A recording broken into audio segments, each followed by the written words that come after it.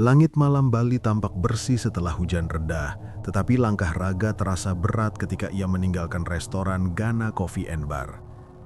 Kata-kata pelayan perempuan itu, "Kalau kakak belum pergi sekarang, kakak bisa ikut terpilih," terus bergema di kepalanya. Bau kopi yang tadinya harum kini berubah menjadi aroma logam yang menusuk. Semakin jauh ia berjalan, semakin ia merasa seperti diawasi. Raga beberapa kali menoleh ke belakang, memastikan bahwa tidak ada satupun dari mereka yang mengikutinya. Namun perasaan itu tidak hilang. Sesampainya di kos, ia langsung meletakkan kamera, menyalakan lampu, dan duduk lama di kursi. Jantungnya belum tenang. Ada rasa penasaran yang bertabrakan dengan rasa takut. Ia membuka laptop, mencoba menenangkan diri dengan mencari ulasan-ulasan lama tentang restoran itu, lebih lama daripada yang sedang viral sekarang. Sesuatu terasa janggal sejak awal dan ia ingin tahu apa yang selama ini luput dari perhatian banyak orang. Ketika ia mengetikkan nama restoran itu, beberapa artikel lokal muncul, namun tidak satupun yang membahas hal aneh. Semuanya hanya menonjolkan reputasi positif. Namun, ketika ia men-scroll lebih jauh, ia menemukan sesuatu. Sebuah postingan anonim di forum lama tahun 2019, 2 tahun sebelum restoran itu viral. Judulnya, "Kakakku kerja di Ghana Coffee and Bar dan dia hilang." Raga langsung membuka halaman itu. Tulisan itu panjang, tapi ada satu paragraf yang membuat darahnya dingin. "Kakakku baru 3 minggu bekerja di sana. Terakhir kami bertemu, dia terlihat sangat lelah dan bilang kalau ada ruang yang tidak boleh dibuka oleh karyawan. Kemudian dia menghilang begitu saja. Pemilik bilang dia resign dan pulang ke Jawa, tapi kami tidak pernah melihatnya pulang." Postingan itu berakhir dengan kalimat, "Polisi tidak bisa bantu karena tidak ada bukti." Raga menutup laptopnya dengan kasar. Suara itu, bayangan tinggi berambut panjang dari balik pintu, karyawan yang menunduk dengan mata merah, senyum-senyum kosong yang dipaksakan, semua mulai tersusun. Mereka tidak takut kepada pemilik, mereka takut karena mereka tahu kapan giliran mereka. Keesokan paginya, Raga memutuskan kembali ke restoran itu, bukan untuk makan, bukan untuk review, tapi untuk mencari jawaban. Mungkin, pikirnya, ia harus bicara lebih dekat dengan karyawan yang tadi memperingatkan dirinya. Ia kembali sekitar jam 4 sore, waktu sebelum restoran penuh. Ketika ia masuk, suasananya jauh berbeda dari malam sebelumnya. Tidak ada musik, lampu-lampu banyak yang belum dinyalakan, hanya ada beberapa karyawan yang sedang menyiapkan meja. Namun ada hal yang langsung mencolok. Pelayan perempuan yang memperingatkannya tadi tidak terlihat. Raga menunggu beberapa menit. Ia duduk di meja pojok, hanya menyeruput air putih agar tidak mencurigakan. Setiap karyawan yang ia tanyakan dengan sopan tentang pelayan itu menjawab hal yang sama. "Di sini tidak ada karyawan perempuan seperti itu." Atau, "Mungkin kakak salah lihat." Sampai akhirnya, seorang barista laki-laki muda, wajahnya pucat dan mata sembab, berbisik ketika memastikan tidak ada CCTV mengarah kepada mereka. "Kakak, berhenti cari dia." Raga langsung menatap barista itu dengan serius. "Kenapa? Di mana dia?" Barista itu menelan ludah, bibirnya bergetar. Seolah kata-kata yang hendak dia ucapkan bisa membuatnya mati. "Dia dipanggil ke ruang belakang tadi pagi sebelum buka." Raga menegang. "Dipanggil? Untuk apa?" Barista itu menunduk, kedua tangannya gemetar saat ia menyekap meja berkali-kali, padahal meja itu sudah bersih. "Malam tadi, bulan purnama, selalu ada yang hilang." Raga merasakan udara menjadi lebih dingin. "Jadi dia..." Barista itu memotong dengan suara sangat pelan, "Dia sudah jadi tumbal, jangan tanya lagi." Di saat percakapan mereka berakhir, pintu samping terbuka. Seorang pria bertubuh besar namun berwajah dingin keluar dari ruangan itu. Ia memakai pakaian semi-formal hitam, rambutnya digulung rapih, dan sorot matanya tajam. Itu pemilik restoran. Semua karyawan langsung menunduk, hening seketika. Pria itu menyapu ruangan dengan pandangan tajam. Dan ketika matanya berhenti pada Raga, senyuman perlahan terbentuk di wajahnya. "Ah, food vlogger yang kemarin datang ya?" Katanya suaranya lembut tapi penuh dominasi. Raga refleks berdiri, gugup tapi mencoba tenang. "Iya, Pak, saya sekedar ingin melihat suasananya sebelum buka." Pemilik itu mendekat pelan. Langkahnya sangat teratur. Ia berhenti tepat di depan Raga. "Bagus. Semoga pengalaman kemarin membuat Anda ingin kembali." Raga hanya tersenyum tipis. Tapi di mata pria itu ada sesuatu yang jelas. Ia tahu Raga telah melihat sesuatu yang tidak seharusnya. Kemudian pemilik itu berkata dengan nada datar, "Kami sangat selektif terhadap siapa yang masuk ke restoran ini." Ucapan itu seperti peringatan atau ancaman. Ketika pemilik kembali masuk ke ruang belakang, barista muda tadi kembali berbisik, "Kalau kakak pintar, jangan datang ke sini lagi." Namun sebelum Raga bisa menjawab, barista itu melanjutkan dengan suara yang lebih gemetar, "Dan tolong jangan tanya tentang karyawan baru kami yang hilang minggu lalu. Kami semua sudah anggap dia mati." Raga kaku. "Dia juga tumbal?" Barista itu menggeleng lemah. "Belum sempat dipilih. Dia melarikan diri, dan sekarang seluruh makhluk pesugihan sedang mencari dia." "Makhluk apa?" Barista itu menatap dengan pandangan takut. "Yang kakak lihat kemarin." Sebelum Raga bisa bertanya lebih jauh, tiba-tiba lampu di area dapur berkedip. Semua karyawan menunduk bersamaan, seolah ada protokol yang harus dilakukan. Pintu belakang yang kemarin mengeluarkan suara erangan terbuka perlahan. Udara dingin merayap keluar seperti kabut halus. Dari dalam terdengar suara napas panjang dan berat, lalu suara langkah menyeret. Barista di depan Raga berbisik terburu-buru, "Kak, pergi sekarang. Dia bisa mencium orang luar yang bukan bagian perjanjian." Raga tidak menunggu lagi. Ia bangkit, berjalan cepat menuju pintu depan. Namun sebelum ia sempat menginjak ambang pintu keluar, ia mendengar seseorang memanggil namanya dari belakang. "Mas Raga?"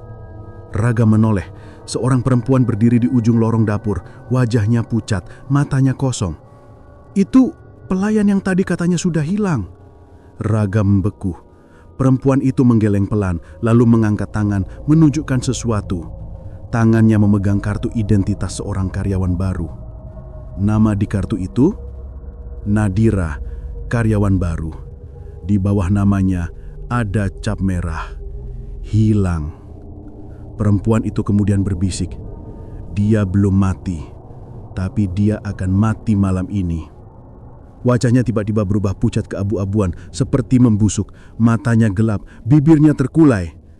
Raga menyadari yang berdiri di depannya bukan lagi manusia. Lalu perempuan itu berkata, "Dan kamu akan melihat semuanya." Hilangnya Bayu tidak langsung mengejutkan warga. Mahasiswa yang sibuk biasanya memang sering menghilang dari pergaulan. Namun bagi Danu, sahabat dekatnya, ada sesuatu yang tidak wajar. Bayu bukan tipe orang yang tiba-tiba pergi tanpa kabar. Terlebih, pesan suara terakhir yang ia terima masih terdengar jelas di kepalanya. Suara lirih yang tercekik ketakutan, seolah Bayu sedang melihat sesuatu yang tidak seharusnya. Sepulang kuliah, Danu mendatangi kontrakan Bayu. Pintu tidak terkunci, lampu menyala, laptop masih dalam keadaan terbuka. Bahkan buku skripsinya berada di meja dengan beberapa catatan baru tentang kuliner tradisional dan pesugihan Jawa. Yang membuat Danu semakin merinding adalah kamera kecil milik Bayu yang tergeletak di atas kasur. Biasanya kamera itu selalu ia bawa setiap keluar rumah. Danu membuka galeri kamera itu. Foto terakhir menunjukkan mangkuk suike dengan kuah bening kecoklatan. Tapi ada juga 2 foto lain yang tampak tidak sengaja. Satu foto buram yang menunjukkan bagian dapur warung, dan satu lagi foto gerakan cepat seperti bayangan hitam loncat ke sudut ruangan. Danu menahan napas. Ia memutar ulang kecemasan yang melintas di otaknya. Apa yang sebenarnya dilihat Bayu sebelum ia menghilang? Malam itu, Danu memutuskan harus mencari tahu. Ia datang ke warung suike Bu Sarti sendirian. Warung masih buka. Lampunya temaram, tapi aromanya sama menggoda seperti yang digambarkan Bayu. Meski dadanya sesak karena takut, ia tetap masuk. Bu Sarti menyambutnya dengan senyum ramah. "Makan, Nak. Lagi rame nih, tapi masih ada 1 meja kosong. Silahkan." Danur melihat sekeliling. Memang banyak pelanggan. Mereka makan dengan lahap, bahkan terlalu lahap, seperti tidak memperhatikan apapun selain mangkuk mereka. Tidak ada suara percakapan, hanya suara seruput kuah, denting sendok, dan desahan puas. Maaf Bu, Danu berusaha tenang. 2 hari lalu ada teman saya makan di sini. Namanya Bayu. Pernah lihat? Bayu? Banyak yang namanya Bayu, nah. Saya tidak ingat satu-satu. Dia bawa kamera kecil, kurus, pakai kemeja biru waktu itu. Saya tidak ingat. Jawabannya cepat seolah menghindar. Danu semakin curiga. Ia melirik ke arah dapur yang pintunya sedikit terbuka. Dari dalam terdengar bunyi seperti sesuatu yang basah sedang ditarik. Suara lengket dan membuat bulu kuduknya berdiri. Ia sempat melihat sosok Darno, suami Bu Sarti, sedang membelakangi pintu. Gerakannya pelan, seolah sedang meracik sesuatu, namun tangannya tampak terlalu banyak untuk seorang manusia. Seperti ada bayangan tangan lain yang bergerak bersamaan di sudut tubuhnya. Dek, jangan berdiri di situ, mau makan atau tidak? Suara Bu Sarti terdengar lebih rendah, hampir seperti geraman halus. Danu duduk, namun ia tidak memesan apapun. Dalam kecemasannya, ia mengamati tiap sudut warung. Di dekat pintu terdapat papan kecil berwarna merah dengan tulisan kapur. Pelanggan pertama hari ini sudah terlayani. Tulisan itu baru, masih basah seperti baru ditulis beberapa menit lalu. Danu menelan ludah. Pelanggan pertama, siapa Bu? Oh, tadi ada. Anak muda, tidak terlalu banyak bicara, sudah pulang. Tatapan Bu Sarti menatap lurus ke matanya, terlalu tajam untuk seorang perempuan paruh baya. Danu tahu ia tidak boleh tinggal lebih lama. Ia pura-pura menerima telepon dan keluar dengan cepat. Namun langkahnya terhenti saat ia melihat ke belakang warung. Dari celah papan kayu yang menutup sumur tua, ada cahaya redup berwarna kehijauan. Cahaya itu menyinari sesuatu yang tergeletak di pinggir sumur. Sebuah rompi kain biru yang sangat ia kenal. Rompi itu milik Bayu. Tubuh Danu melemas. Ia ingin memungut rompi itu, namun suara gerakan basah terdengar dari dalam sumur. Seperti sesuatu yang naik perlahan, menyeret diri dengan bunyi lendir yang mengerikan. Danu mundur, menahan napas, berharap suaranya tidak terdengar. Namun dari sumur itu muncul tangan kurus berwarna kehitaman. Berlendir, meraba-raba pinggiran sumur seperti mencari sesuatu yang hilang. Tangan itu bergerak ke arah rompi Bayu. Danu lari sekuat tenaga tanpa menoleh ke belakang. Dalam kepanikannya ia menabrak beberapa gerobak dan nyaris tersungkur. Namun ia terus berlari sampai jauh dari gang itu. Napasnya memburu, dadanya sesak, dan bayangan tangan hitam berlendir itu terus mengintip di pikirannya. Di kejauhan dari arah warung terdengar teriakan samar yang diikuti suara benturan keras. Lalu, hening. Dan keheningan itu jauh lebih menakutkan dari suara apapun. Bayu hilang. Dan sekarang Danu tahu satu hal yang pasti.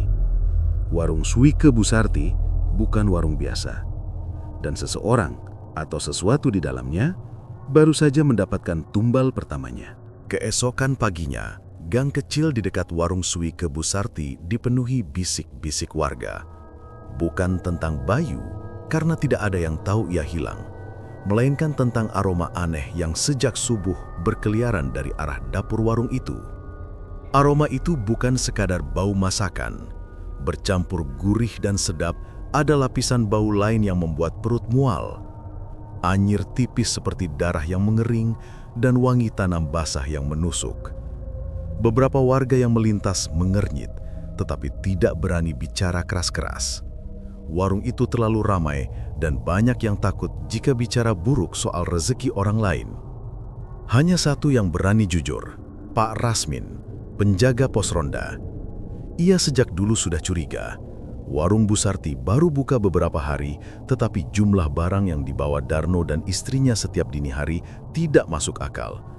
Terlalu banyak kantong hitam, terlalu berat, dan yang paling aneh, suara di dapur itu selalu hidup jauh sebelum matahari muncul. Kayak ada yang diseret atau disemberlih. Gumam Pak Rasmin pada dirinya sendiri menghisap rokok sambil mengingat ketukan-ketukan berat dari arah dapur warung malam sebelumnya.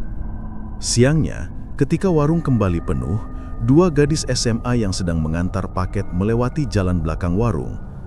Mereka tiba-tiba menutup hidung dan saling menatap. "Kamu cium nggak?" bisik salah satu. "Kayak bau bangkai?" "Bukan, kayak bau tanah kuburan kalau habis digali," jawab temannya sambil merinding. Dari balik dinding kayu dapur warung itu, terdengar suara seperti sesuatu yang menggeliat. Ada bunyi gesekan panjang, diikuti suara duk, duk, duk, seperti kepala yang terbentur sisi kayu. Suara itu datang perlahan, semakin dekat ke dinding, seolah sesuatu di dalam bergerak mengikuti aroma manusia yang lewat. Gadis-gadis itu langsung berlari menjauh. Sementara itu, di dalam warung, suara-suara aneh di dapur itu seolah tidak didengar pelanggan. Mereka makan dengan lahap, wajah mereka memerah dan berkeringat, seakan kuah suike itu memberikan kehangatan yang tidak wajar. Darno sibuk mondar-mandir, tetapi gerakannya terlalu cepat dibandingkan tubuhnya. Kadang ia muncul dari dapur dalam keadaan terlalu tenang, kadang dengan napas terlalu berat seperti baru selesai mengangkat sesuatu yang besar dan berat. Bu Sarti selalu menjaga pintu dapur tetap hanya terbuka sedikit. Namun setiap pintunya bergeser, walau hanya beberapa detik, aroma itu menyembur keluar seperti napas makhluk besar yang sedang menahan lapar. Sekitar pukul 2 siang, seorang kuli bangunan bernama Bawon masuk warung untuk makan.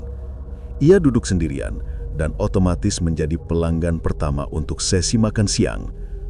Bu Sarti langsung tersenyum panjang, terlalu panjang untuk terlihat wajar.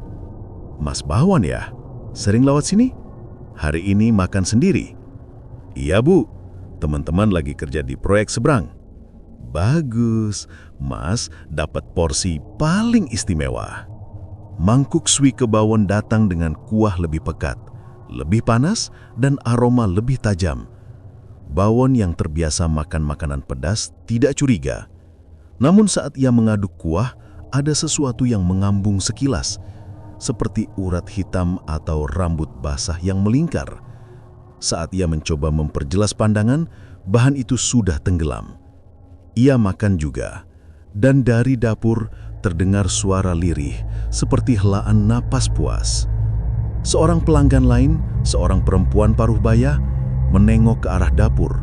Meski hanya 1 detik, ia melihat sesuatu bergerak di balik tirai dapur.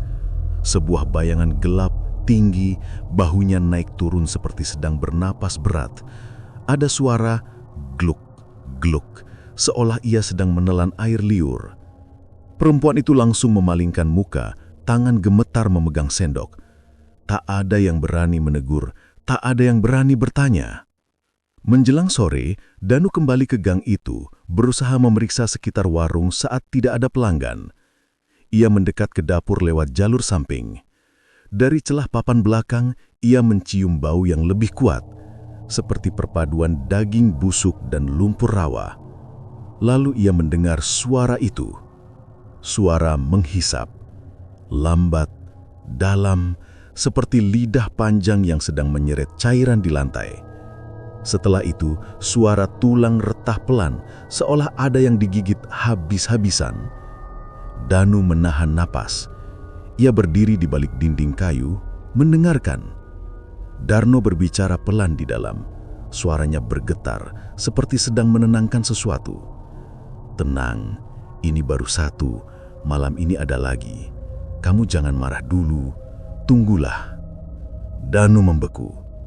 Ada jeda hening. Lalu muncul suara krok-krok halus, seperti tawa rendah, bukan tawa manusia. Ketika Danu mundur perlahan, langkahnya menginjak ranting kering.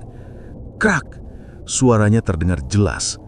Dari dalam dapur, suara menghisap itu berhenti mendadak.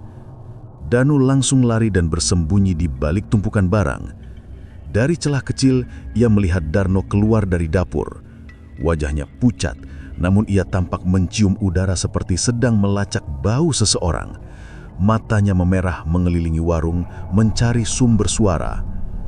Danu menahan napas begitu lama sampai dadanya terasa terbakar. Setelah Darno masuk kembali, ia merayap keluar dari gang itu, keringat dingin membasahi punggungnya. Ada sesuatu yang hidup di dapur warung itu, sesuatu yang tidak seharusnya berada di dunia manusia, sesuatu yang diberi makan. Dan bau dapur yang tidak wajar itu bukan berasal dari makanan, melainkan dari apa atau siapa yang telah menjadi makanannya. Malam itu, gerimis turun pelan, membuat gang di belakang warung Swike Busarti semakin sunyi. Lampu-lampu rumah sudah padam, hanya warung itu yang masih menyala redup. Jam menunjukkan pukul 00.41 ketika Darno keluar dari pintu samping dengan membawa sesuatu. Sebuah kendi tanah liat berukuran sedang, ditutup kain merah yang basah dan meneteskan cairan gelap ke tanah. Dari kejauhan, Danu memperhatikan dengan senter kecil yang tertutup telapak tangan. Ia kembali ke gang itu bukan karena keberanian, tetapi karena ketakutan yang semakin tumbuh, ketakutan akan hilangnya Bayu, dan ketakutan tentang apa yang sebenarnya ia dengar dari dalam dapur siang tadi. Darno melangkah menuju sebuah gubuk kecil yang tertutup seng berkarat di belakang warung. Tidak banyak orang tahu gubuk itu ada, karena terhalang tumpukan barang rongsokan. Tapi Danu, yang bersembunyi dari kejauhan, melihat jelas bahwa Darno membuka pintu seng itu dengan sangat hati-hati, seperti sedang membangunkan sesuatu yang tidak boleh dibuat marah. Begitu pintu digeser, aroma lumpur busuk bercampur darah langsung menyergap keluar. Danu menutup mulutnya agar tidak memuntahkan isi perutnya. Dari dalam gubuk terdengar suara rendah, berat dan bergetar. Bukan suara hewan yang biasa ia kenal. Suaranya seperti gabungan erangan manusia yang kesakitan dan gelegak dari perut binatang rawa. Suara itu membalas kedatangan Darno. Rock. Darno menunduk dalam-dalam. "Aku datang, jangan marah. Ini bagianmu." Ia membuka kain merah di atas kendi. Aroma tajam darah segar menyebar. Danu melihat cairan hitam kemerahan itu bergoyang pelan, seperti masih hangat. Sesuatu bergerak di dalamnya, bukan hanya cairan, tetapi seperti potongan organ kecil yang belum hancur. Darno mengangkat kendi itu dengan dua tangan dan menuangkan isinya ke sebuah mangkuk besar yang terbuat dari tempurung kelapa besar, ditempatkan di tengah gubuk. Dari dalam kegelapan, terdengar suara langkah, tapi bukan langkah kaki manusia. Suaranya lembek, basah, seperti kaki berlendir yang melompat pelan tetapi menimbulkan getaran tanah. Sesuatu muncul di pintu gubuk. Danu hampir berteriak, tetapi ia menggigit pergelangan tangannya sendiri untuk menahan suara. Makhluk itu tidak sepenuhnya terlihat karena cahaya minim, tetapi cukup untuk membuat kepala Danu berdenyut ketakutan. Tubuhnya tinggi, lebih tinggi dari manusia dewasa. Kulitnya licin hitam kebiruan seperti punggung kodok yang terlalu lama hidup di rawa. Tangannya panjang dan kurus dengan jari-jari runcing seperti akar. Kepalanya bulat dengan mata menonjol besar namun cekung seperti tidak memiliki kelopak. Di bawah matanya terdapat mulut lebar yang retaknya memanjang sampai ke pipi. Dan suara itu bukan milik makhluk dunia. Guk, guk. Darno mencengang, menunduk lebih rendah. "Ini bagian dari pelanggan pertama kemarin. Sudah dipotong sesuai permintaanmu." Makhluk itu mendekat ke mangkuk. Tangan panjangnya menjulur dan menggenggam cairan darah itu, menelannya dengan suara hisapan panjang. Darah mengalir dari sudut mulutnya. Nafasnya menggeram, seperti puas. Dalam gelap, bulu halus di punggungnya bergerak seperti gelombang air. "Aku sudah beri makan. Tolong, beri kami rezeki lagi besok. Warung harus tetap ramai." Makhluk itu menghentikan gerakannya. Mata besar itu menatap langsung ke arah Darno. Lalu terdengar suara aneh dari tenggorokannya, seperti sedang menirukan bahasa manusia, tetapi patah-patah. "Pelanggan pertama." Darno mengangguk cepat, keringatnya jatuh ke tanah. "Iya, pelanggan pertama besok untukmu. Jangan khawatir." Makhluk itu mengeluarkan suara tercekik senang, lalu tiba-tiba menghilang ke sudut gelap gubuk meninggalkan jejak lendir hitam yang merembes keluar dari sela-sela lantai kayu. Danu tidak tahu kapan ia mulai gemetar. Tangan dan kakinya tidak bisa ia kendalikan. Ia ingin lari, tapi lututnya seakan menolak. Ia baru sadar bahwa kakinya bergerak sendiri ketika suara Darno menutup pintu seng terdengar keras. Seng itu menutup, bang, dan dalam detik yang sama, sesuatu di dalam gubuk itu menggeram pelan, kecewa karena makanan telah usai. Danu berbalik dan berlari, tubuhnya hampir jatuh beberapa kali karena tanah licin. Ia tidak peduli jika Darno mendengarnya, ia tidak peduli jika makhluk itu mengejarnya. Ia hanya ingin menjauh sejauh mungkin dari tempat terkutuk itu. Sebelum ia keluar gang, ia menoleh sekali. Di antara celah pintu seng yang belum sepenuhnya terbuka, dua mata bulat besar itu menyala samar, menatap ke arah jalan. Dan meskipun makhluk itu tidak berbicara, Danu merasa jelas pesan yang disampaikan tatapannya. Aku lapar lagi besok. Danu tidak tidur semalaman. Bayangan makhluk dalam gubuk itu terus mengikuti matanya, bahkan saat ia memejamkan mata. Setiap kali ia mencoba tidur, ia kembali mendengar suara hisapan itu. Suara lendir, suara tulang patah, suara mulut lebar yang menelan sesuatu dengan kesabaran keji. Bayu, pikirannya kembali ke sana. Jika benar makhluk itu diberi makan pelangan pertama, maka Bayu mungkin telah menjadi bagiannya. Tapi Danu menolak percaya tanpa bukti. Ketakutannya berubah menjadi kemarahan. Ia tidak bisa duduk diam. Pagi itu, tanpa menghiraukan tubuhnya yang gemetar, ia kembali ke gang warung. Ia mengenakan hoodie hitam dan masker, berusaha tidak mencolok. Ia mengintai dari jauh. Warung Bu Sarti sudah buka. Antrean sudah terbentuk. Pelanggan sudah tersenyum dan berceloteh tentang betapa lezatnya suike warung itu. Danu memperhatikan siapa yang datang paling awal. Seorang nenek tua, berjalan perlahan, bertongkat, menjadi orang pertama yang membuka pintu warung. Bu Sarti menyambutnya dengan senyum lebar yang anehnya seperti sudah menunggu. Wah, Nek Muni, pelanggan pertama pagi ini. Rezeki panjenengan besar, Nek. Danu merinding. Pelanggan pertama. Makhluk itu meminta itu. Itu artinya, ia menatap nenek itu. Tubuhnya rapuh, jalannya gemetar. Jika ia menjadi tumbal selanjutnya, Danu tidak bisa membiarkan hal itu terjadi. Ia mendekat, berdiri di depan warung, pura-pura melihat menu. Ia mencuri dengar percakapan dari dapur. Samar-samar Darno berkata, Nek Muni, tubuhnya kecil, tapi cukup untuk sarapan makhluk itu. Danu mengepalkan tangan. Darahnya naik. Lewat jendela ia melihat nenek itu duduk dengan damai. Ia bahkan tersenyum kecil. Mungkin senang akhirnya bisa makan di warung baru yang menjadi pembicaraan banyak orang. Ia tidak tahu sama sekali bahwa mangkuk yang sebentar lagi ia santap mungkin menjadi makanannya yang terakhir. Ketika Bu Sarti membawa mangkuk pesanan nenek itu, Danu melihat sesuatu yang tidak dilihat pelanggan lain. Di atas kuah bening kecoklatan, ada bayangan wajah samar sangat sebentar, terlalu cepat untuk ditangkap secara logis. Wajah itu pucat, matanya kosong, seperti wajah seseorang yang sedang tenggelam di air. Wajah itu mirip Bayu. Danu mundur selangkah, napasnya terhenti. Di saat itu, Bu Sarti menoleh ke arah Danu.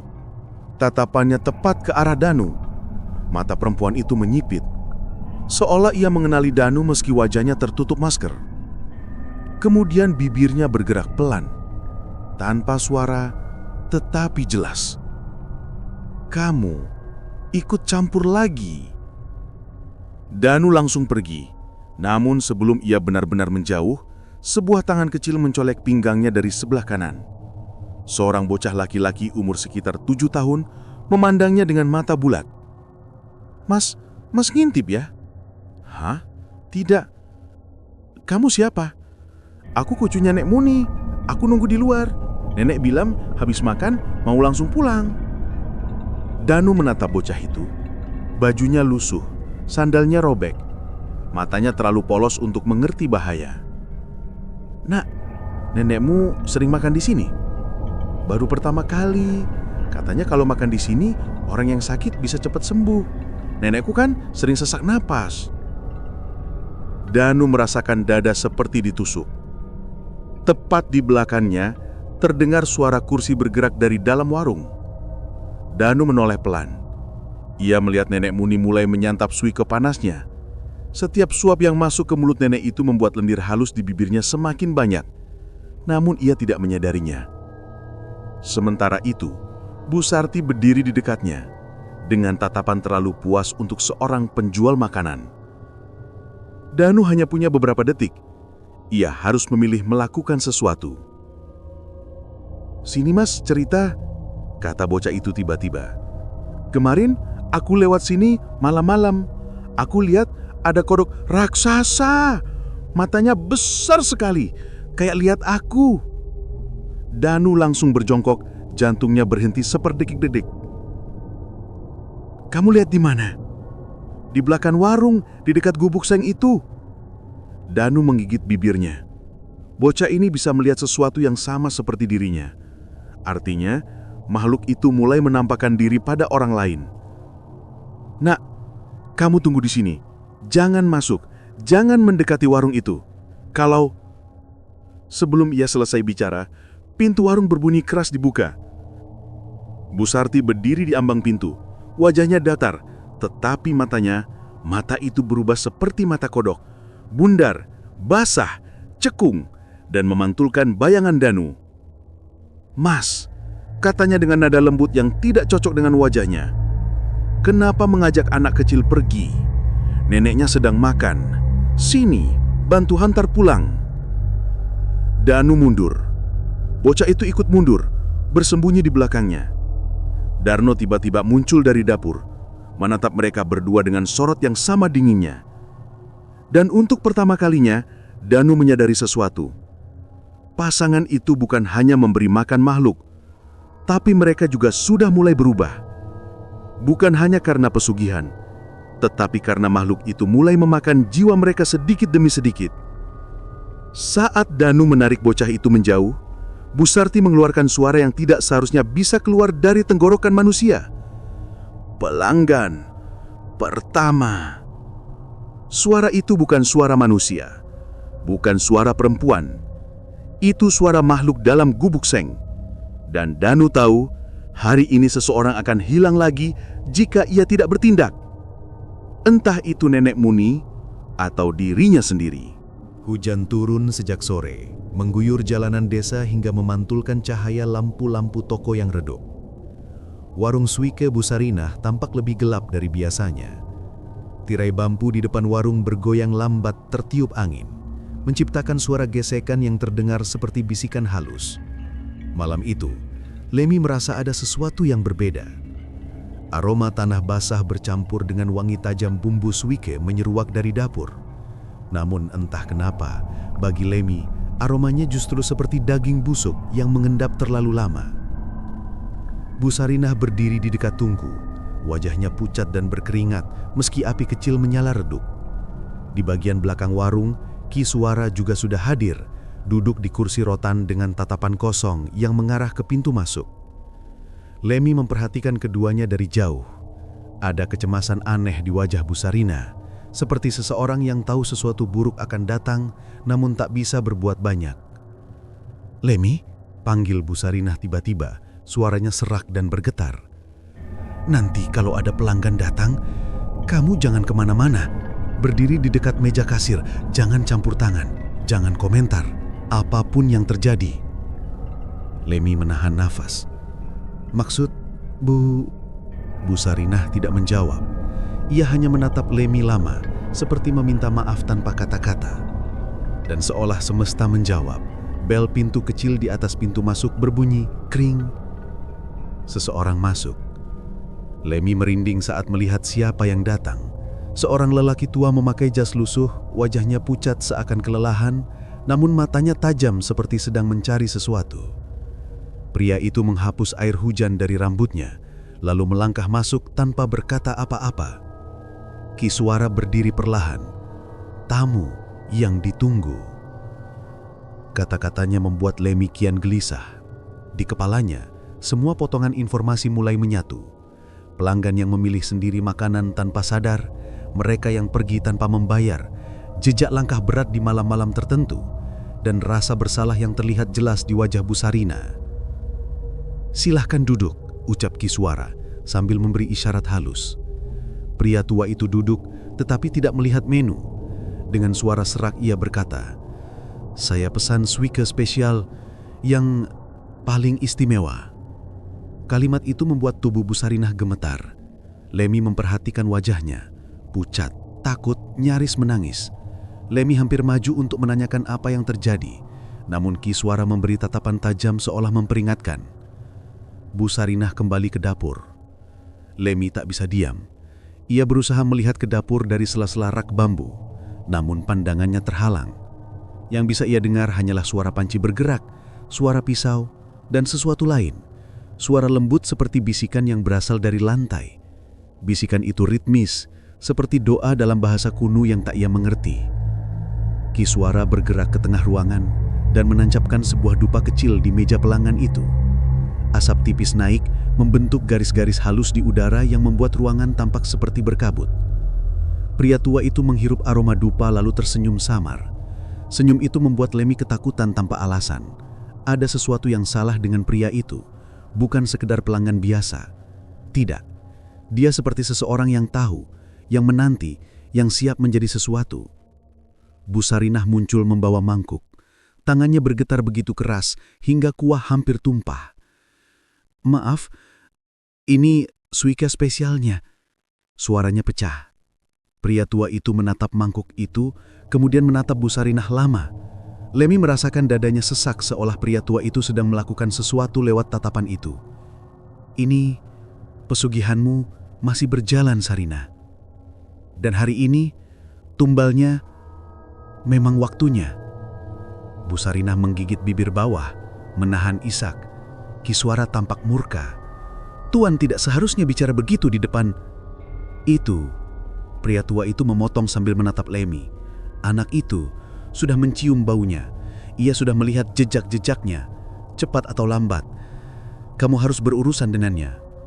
Lemmy mematung, nafasnya tercekat. Maksudnya?" Bu Sarinah menatap Lemmy dengan mata berkaca-kaca. "Maafkan ibu, harusnya kau tak ikut dalam semua ini." Kiswara mendesis marah. "Diam, Sarinah." Pria tua itu akhirnya membawa sendok ke bibirnya dan menelan suapan pertama. Saat itu juga, sesuatu terjadi. Cahaya lampu di langit-langit berkedip keras. Udara menebal seolah ruangan kehilangan oksigen. Lemmy memegang dadanya. Asap dupa berubah hitam, menari liar seperti tangan-tangan kecil yang keluar dari bawah meja. Pria tua itu berhenti makan, lalu tubuhnya menegang. Ia mulai batuk keras, batuk basah, seperti darah bercampur lendir. Lemmy mundur dengan panik.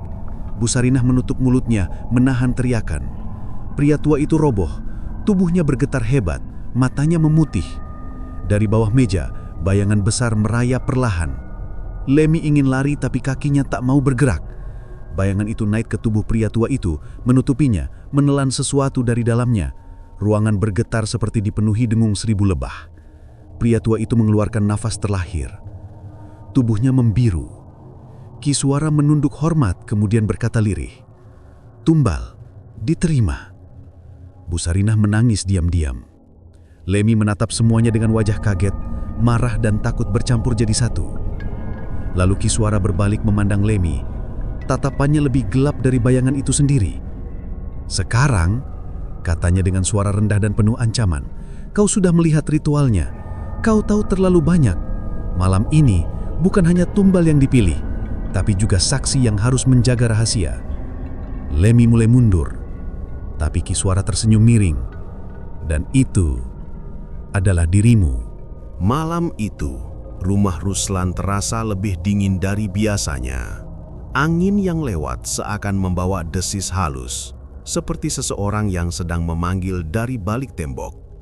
Sejak kematian istri kedua, Bayangan gelap semakin sering muncul di sudut rumah, terutama di dekat kamar kosong di lantai atas. Kamar yang dulu dipergunakan untuk ritual. Istrinya yang ketiga, Ratna, mulai merasakan kejanggalan. Tidak seperti dua istri sebelumnya, Ratna memiliki naluri kuat dan kecerdikan yang membuatnya sulit dipengaruhi. Ia peka terhadap perubahan energi dan justru mulai curiga pada Ruslan. Pertanda pertama, pada malam Jumat, Ratna terbangun oleh suara langkah kaki di lorong. Padahal Ruslan tidur pulas di sampingnya. Langkah itu pelan tetapi berat, seperti kaki seseorang yang tak utuh.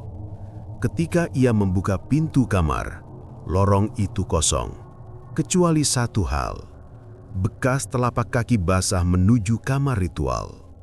Ratna mengikutinya dengan hati-hati. Namun sebelum ia sempat menyentuh gagang pintu kamar itu, suara perempuan berbisik dari dalam. "Jangan masuk, jangan seperti kami." Ratna mundur, gemetar. Kenyataan yang mulai terungkap. Esok harinya, ia mulai menyelidiki rumah. Setiap jendela tampak mengarah ke kebun belakang yang gelap, dan di tengah kebun itu, di bawah pohon bambu, terdapat gundukan tanah tidak rata. Ratna yakin itu bukan tanah biasa. Saat ia berdiri lama di dekat gundukan itu, terdengar suara lirih. "Tolong, keluarkan aku." Ratna jatuh terduduk, napasnya kacau. Ia tahu ada sesuatu yang jauh lebih mengerikan dari yang ia bayangkan. Perlawanan Ratna. Ratna tidak seperti istri pertama dan kedua. Ia tidak pasrah.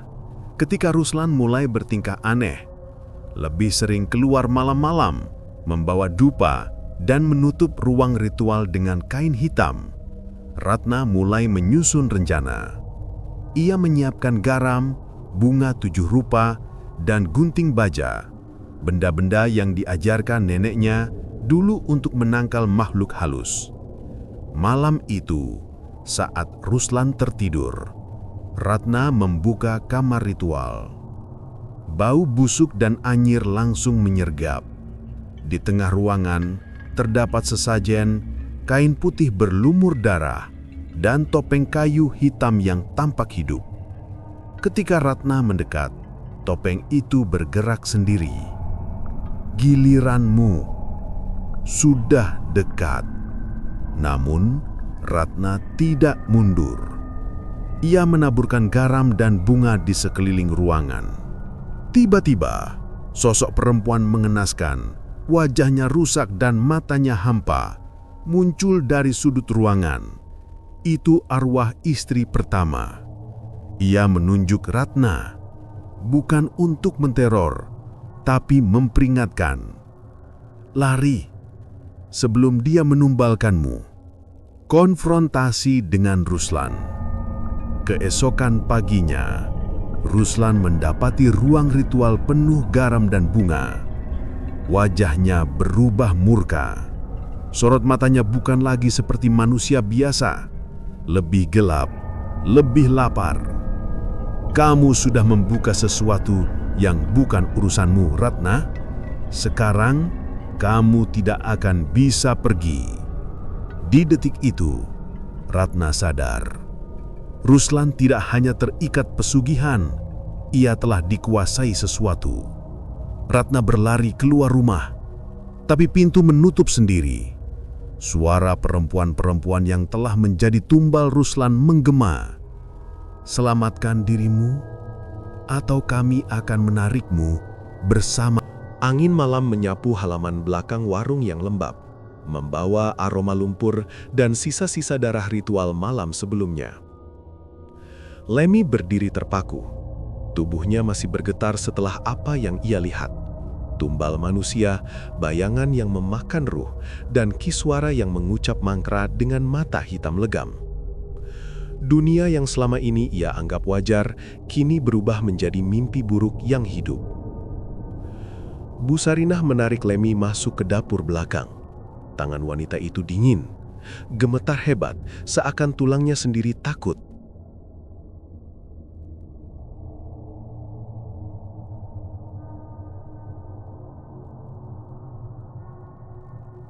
"Lemmy, dengarkan ibu.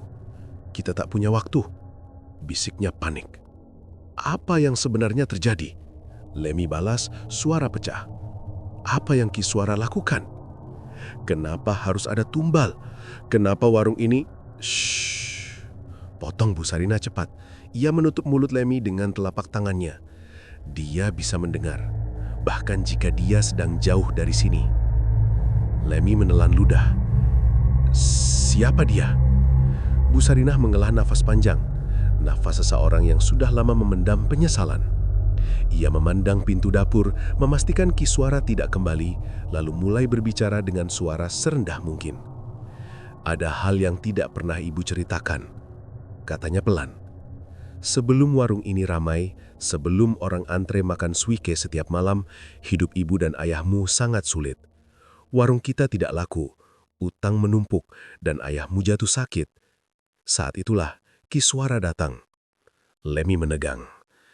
"Jadi, ibu percaya lelaki itu sejak awal?" Saat itu, ibu tidak punya pilihan. Mata Bu Sarinah berkaca-kaca. Kiswara membawa jimat dan sesajen. Ia bilang ada cara cepat agar warung kita penuh terus, agar orang dari desa manapun mau datang. Tapi, ada syarat. Lemmy tahu ia akan mendengar sesuatu yang lebih buruk dari dugaannya. Yaitu tumbal, kan? Bu Sarinah mengangguk. Tangisnya pecah. "Iya, tapi ibu tidak tahu waktu itu.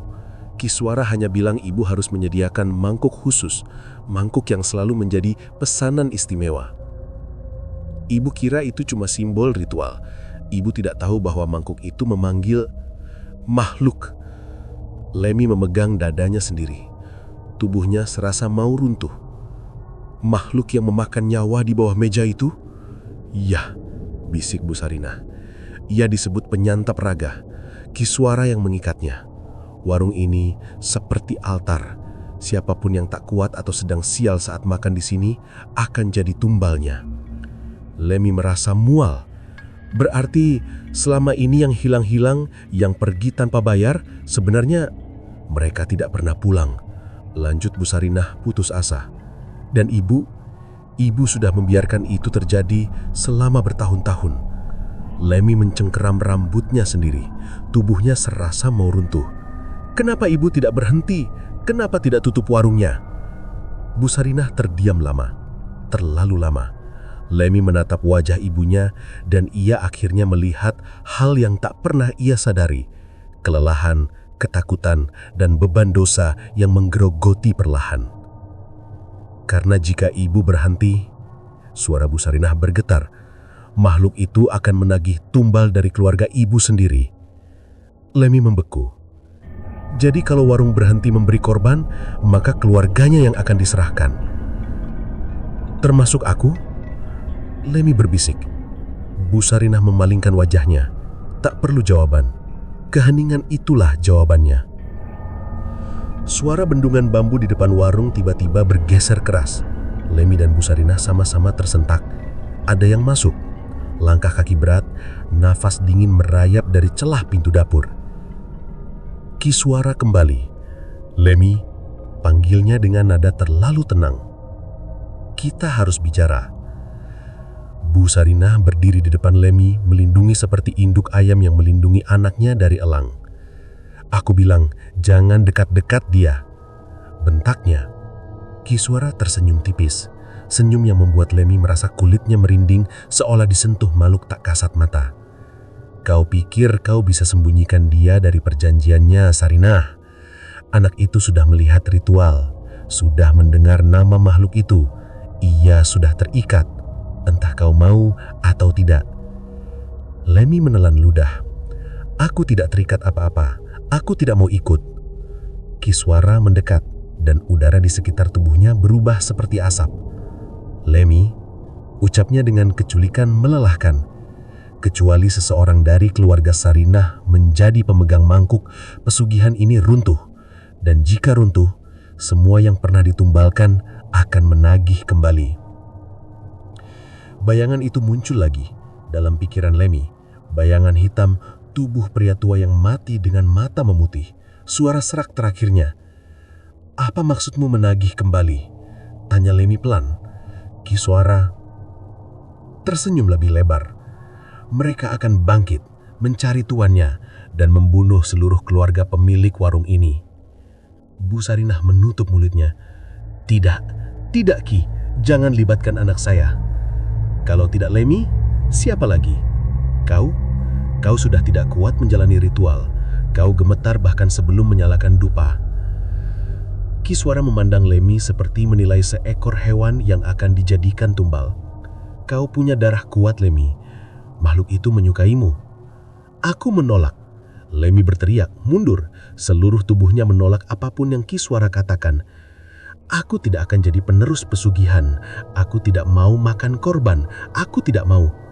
Kiswara tiba-tiba mengangkat tangan kanannya, membuat udara seolah berhenti. Berhenti bicara. Tepat saat itu, lampu warung padam. Suara kerak terdengar dari bawah lantai dapur. Lemmy merasakan sesuatu naik dari tanah.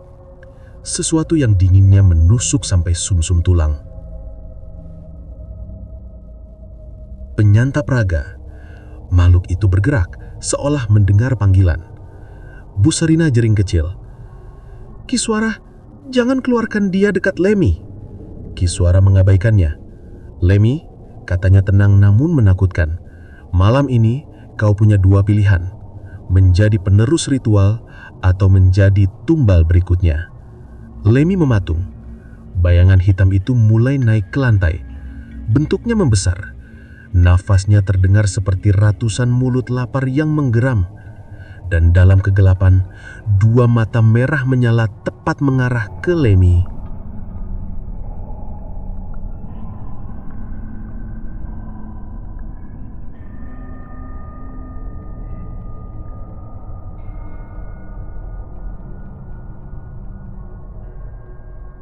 Makhluk itu naik sepenuhnya ke permukaan lantai. Ruangan dipenuhi bau anyir, seperti darah busuk yang sudah mengeras berhari-hari. Dari kegelapan, tubuh hitamnya bergetar seperti asap yang mencari bentuk. Kadang seperti manusia merangkak, kadang seperti reptil dengan rahang panjang, kadang tak punya bentuk sama sekali. Tapi matanya, dua titik merah menyala itu, terkunci pada Lemmy. Lemmy terpaku, tubuhnya kaku, tenggorokannya tercekat, seakan makhluk itu menekan paru-parunya dari jauh.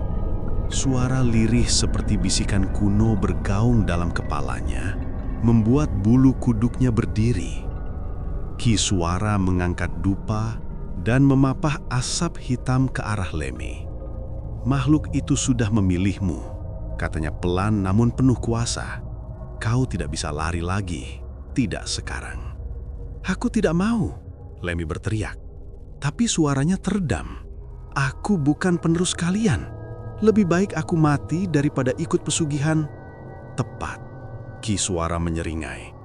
"Jika bukan jadi penerus, kau akan jadi tumbalnya." Bu Sarinah mendadak bergerak. Tubuhnya lunglai, namun matanya membara. Ia mendorong Lemmy ke belakang, berdiri di antara putranya dan makhluk itu. "Tidak," serunya. "Dia tidak akan jadi tumbal. Ambil aku saja." Lemmy tersentak. "Ibu, jangan!" Kiswara mendengus. "Sarinah, tumbal harus dipilih oleh makhluk itu, bukan oleh manusia." Makhluk itu bergeser pelan. Lengannya yang seperti tentakel asap menyapu lantai. Ia bergerak mendekati Bu Sarinah. Lemmy memegangi tangan ibunya, tapi Bu Sarinah melepaskannya dengan paksa. "Lemmy, dengarkan ibu. Lari dari sini." "Tapi ibu..." "Pergi." Makhluk itu makin dekat. Rahang gelapnya terbuka perlahan, menampakkan barisan gigi yang tampak seperti pecahan tulang manusia. Lemmy panik. Matanya mencari apapun yang bisa digunakan untuk melawan. Ia melihatnya. Di pojok dapur, tergeletak batu ulekan hitam besar. Lemmy berlari ke sana. Kiswara bergerak cepat. "Hentikan!" Tapi Lemmy sudah mengayun batu ulekan itu ke arah dupa Kiswara. Brek! Dupa pecah. Asapnya padam seketika. Kiswara terhuyung dan makhluk itu mendadak mengerang keras. Sebuah suara menyakitkan yang menggema di seluruh ruangan. Seperti puluhan suara yang diseret keluar dari tenggorokan manusia. Api tungku tiba-tiba padam. Dinding warung bergetar. Piring-piring jatuh satu persatu. "Apa yang kau lakukan?" Kiswara meraung. Lemmy tak tahu pasti. Ia hanya tahu, tanpa dupa, Kiswara tak bisa mengendalikan makhluk itu. Makhluk itu tiba-tiba meronta liar. Asap tubuhnya menggembung, memanjang, kemudian menggeliat seperti binatang lapar yang putus kendali. Kini ia tak lagi melihat Lemmy atau Bu Sarinah sebagai pilihan. Ia hanya ingin makan apa saja. Dan ia lapar. Sangat lapar. Kiswara mencoba mengucapkan mantra. Tapi tanpa media ritual, suaranya hilang tenggelam. Makhluk itu berbalik arah dan menyerang Kiswara. "Tidak!" Kiswara jerit, tapi terlambat. Makhluk itu menerkam seluruh tubuhnya, membungkusnya dalam kabut hitam. Jeritan Kiswara memenuhi ruangan.